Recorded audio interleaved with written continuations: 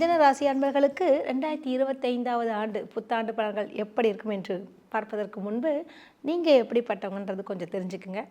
பொதுவாகவே மிதுனம் என்றாலே புதன் தான் உங்கள் ராசி அதிபதி.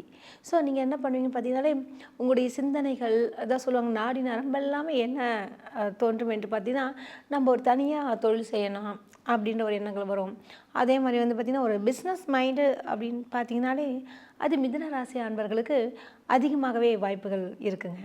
ஏன் பார்த்தீங்கன்னா உங்களுக்கு இந்த கால்குலேஷன் சொல்லுவாங்க இல்லையா, அது எதுக்கு எடுத்தாலுமே நமக்கு தேவை என்ன லாபம் அப்படின்றது ஒரு குறிக்கோளுடன் செல்லக்கூடிய ஒரு ராசி எதுன்னு பார்த்தீங்கன்னா மிதுன ராசி. எல்லாரிடமும் கொஞ்சம் ரொம்ப ஃப்ளெக்சிபிலிட்டியாக, வியாபாரினாலே வாடிக்கையாளரிடம் ரொம்ப அனுசரித்து செல்ல வேண்டும்ல, அது மாதிரி மிதுனராசி அன்பர்கள் கெட்டவங்களாக இருந்தாலையும் யாரையுமே பகைத்து கொள்ள மாட்டீங்க, ரொம்ப அழகாக கையாளுவீங்க. இது மாதிரியான சில விஷயங்கள்லாம் உங்களுக்கு இருக்குது. சரிங்க, இந்த 2025 ஆண்டு எப்படி இருக்கும் நமக்கு அப்படின்னு பார்க்கும்பொழுது, உங்கள் ராசிக்கு சனி பகவான் எங்கேருந்து எங்கே போகிறார் அப்படின்னு பார்க்கும்பொழுது, அவர் தொழில் ஸ்தானத்துக்கு வராருங்க. பொதுவாகவே ஒரு 10ல் ஒரு பாவியாவது இருக்க வேண்டும் என்று சொல்லுவாங்க. உங்களுக்கு கவலை வேணாங்க, 2 பாவி வந்திருக்கு. ஏன்னா ராகு சனி ரெண்டுமே அப்போ இருப்பாங்க. அதுக்கப்புறம் ராகு பகவான் மே மாதத்தில் பயிற்சி ஆவார். அதே மாதிரி பார்த்திங்கன்னா அந்த குரு பகவானுடைய நிலை பார்த்திங்கன்னா உங்களுடைய ராசிக்கு, அதாவது ராசியிலேயே 12வது விரயஸ்தானம் என்று சொல்லக்கூடிய இடத்துல குரு பகவான் இருக்கார். அவர் பயிற்சியாகி உங்கள் ஜென்ம ராசிக்கு வரப்போகிறார் மே மாதத்துக்கு எண்டில்.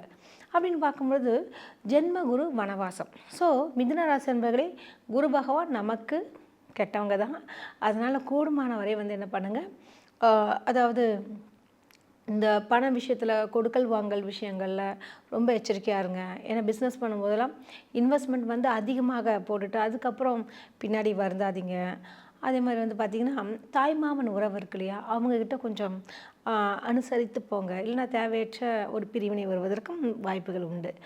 உங்களுடைய ராசிக்கு இந்த ராகு கேது இருக்கு இல்லையா, அவர் மே மாதம் எண்டில் மாறுவார். அதாவது பாக்கியஸ்தானத்துலேயும் மற்றும் கேது பகவான் உபஜயஸ்தானத்துலேயும் மாறுவாங்க.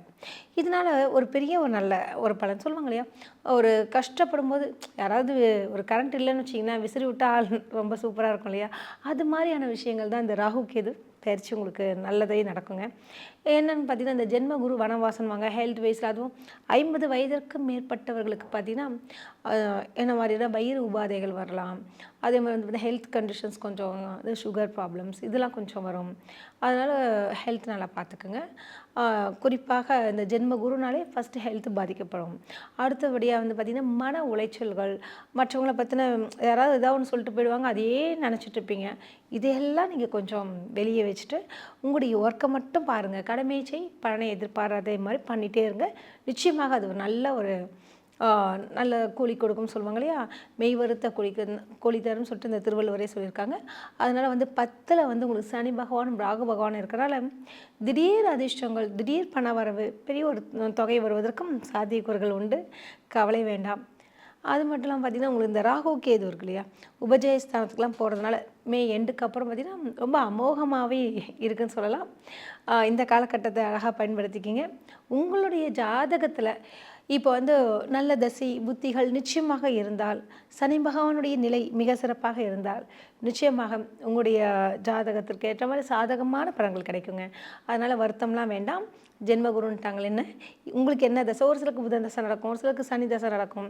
இது மாதிரியான விஷயங்கள்லாம் இருக்கும் இல்லையா, நமக்கு எந்த தசை நடக்குதுன்ற விஷயத்தை பார்த்துட்டு அதுக்குரிய ஜாதகத்தை பார்த்து பரிகாரங்கள் செய்தால் மிக சிறப்பு.